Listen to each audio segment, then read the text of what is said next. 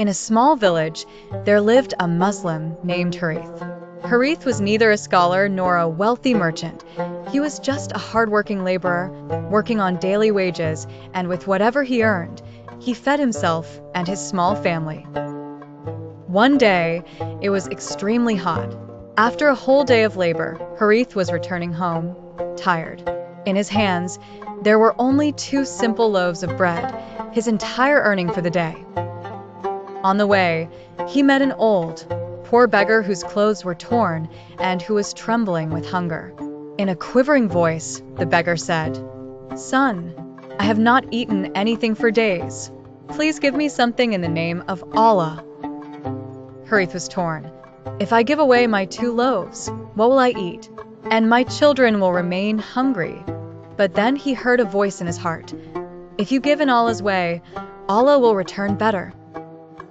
Harith smiled and gave both loaves to the beggar.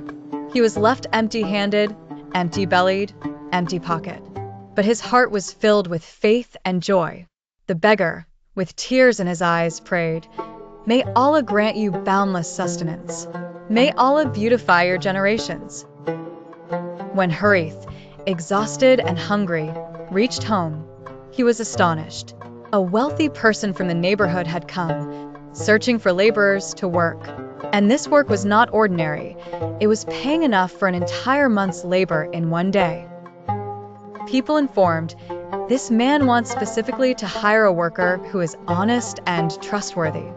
The townsfolk quickly mentioned Harith's name. "This is the man who is truthful and fears Allah." A few hours later, Harith had enough money to provide food for the whole month, and Allah blessed his sustenance even more.